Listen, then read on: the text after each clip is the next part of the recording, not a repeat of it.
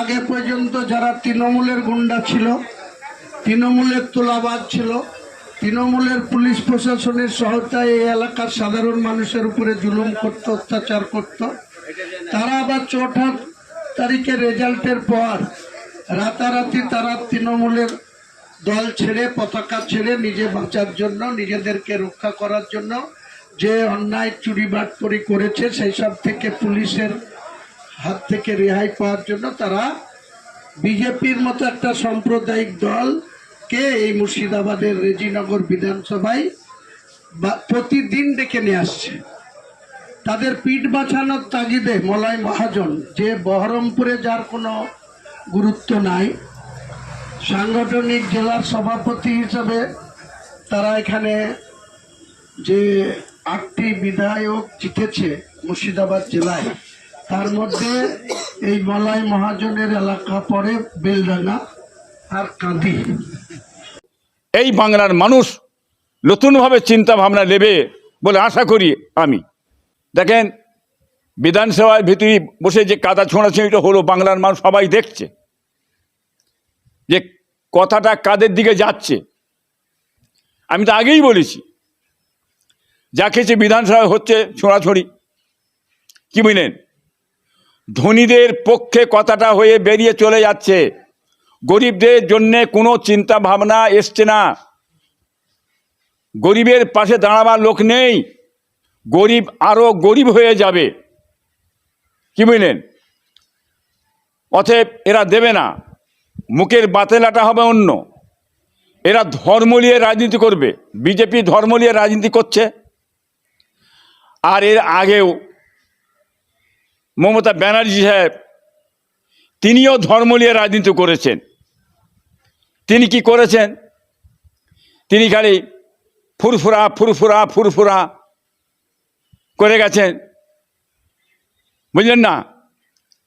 এদিকে শুভেন্দু সাহেব, মহামান্য মুখ্যমন্ত্রী সাহেব বলছেন, হ্যাঁ আপনার এই তারকেশ্বর তারকেশ্বর বাবা তারকনাথ, বাবা তারক, বাবা তারক, বাবা তারকনাথ, বাবা তারকনাথ করছেন উনি, কি বুঝলেন, ধর্ম ধর্ম। ইনি এদিকে ফুরফুরা ফুরফুরা করছেন। এটা কৌশলটা অন্য। ইনি চাইছেন মুসলিম ভোটটা কি করে কায়দা করে নিয়ে আমি থাকবো গদিতে, কি বুঝলেন। আর ইনি খুঁজছেন এখন হিন্দু ভোটটাই কি করে টেনে বার করলিয়ে আগামীতে আমি গদিতে থাকবো, এই চিন্তা ভাবনা চালিয়েছেন।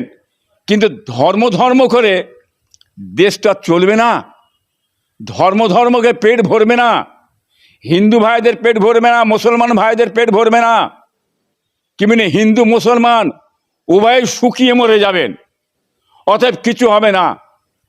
যে জিনিসটা দরকার পশ্চিম বাংলায়, এত লড়াই, এত খাটাখাটনি, এত মেহনত, এত পরিশ্রম, হ্যাঁ সেটা দরকার ছিল আমাদের।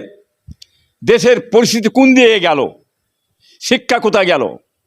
চাকরি গেল কোথা? কর্ম গেল কোথা? কৃষি গেল কোথা? হ্যাঁ আমাদের অধিকার গেল কোথা? আমরা যে কিছু পাবো অধিকার, সেটা আমাদেরকে দেয়া হলো না, তা থেকে ফুল বঞ্চিত করে দেওয়া হলো। খালি এখন ধর্ম ধর্ম করে বেরিয়ে যাওয়া হচ্ছে। সংখ্যাগরিষ্ঠ হিন্দু ভাইয়ের আমাদের, তেনারা আছেন, তেনাদের পাওনাটা বেশি হবে। তেনারা কি পেলেন? তেনারা যাতে না চেগে ওঠে, যাতে না প্রতিবাদ করে গুর্জে না ওঠে, অতএব তাদের নজরটা যাতে হ্যাঁ সংখ্যালঘুদের পড়ে থাকে। হ্যাঁ এদিকে মাদ্রাসা, মসজিদ, কি বলেন, এদিকে আপনার যে সমস্ত আরও সব ধর্মীয় ব্যাপার আছে, কি বুঝলেন, সেসব বিষয়ে ধরে লাড়া দাও।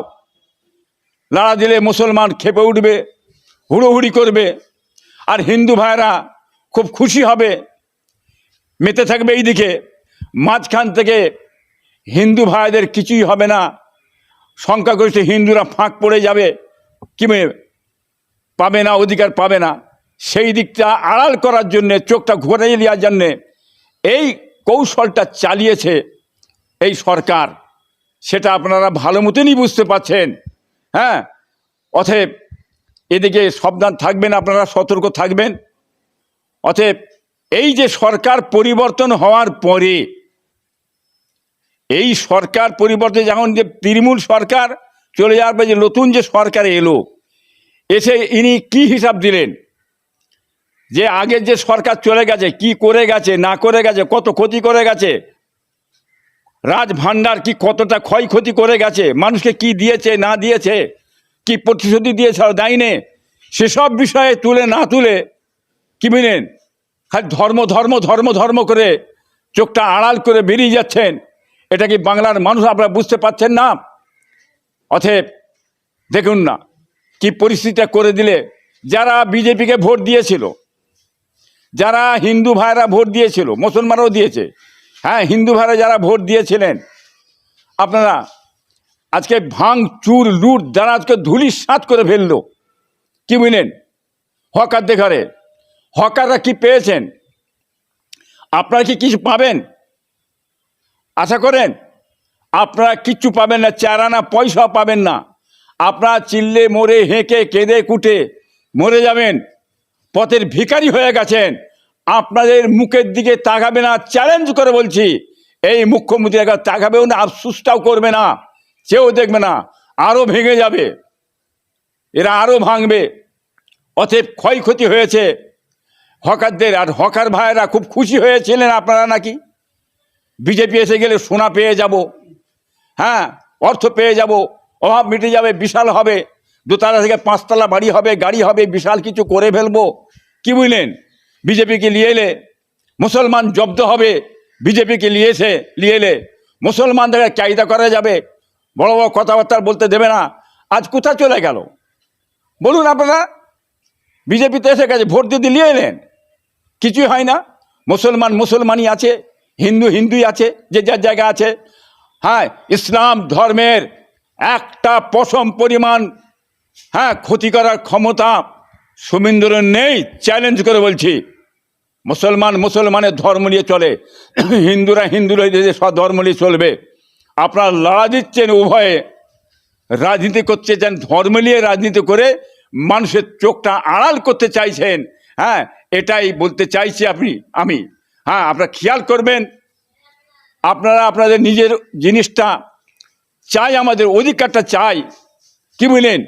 অতএব সেই দিকটাই খেয়াল করুন আপনারা, ওদিকে খেয়াল করতে ধর্ম নিয়ে কী হচ্ছে খেয়াল করার দরকার নেই আমাদের কারোর। ও যা পারে করুক গে যাক, যত পারে মানা করুক, মানা করে কিছু হবে না। হ্যাঁ যে যা ধর্ম করে কাজ করে যাবে। এইভাবে বাধা দিয়ে ধর্মকে বন্ধ করে দেওয়া যায় না, চোখকে আড়াল করা যায় না। অতএব বাংলার মানুষ চিনে নিয়েছে বিজেপিকে। বিজেপি গরিবের সরকার নেই, চ্যালেঞ্জ করে বলছে আমার। হ্যাঁ আরএসএস তারা চালনা করছে।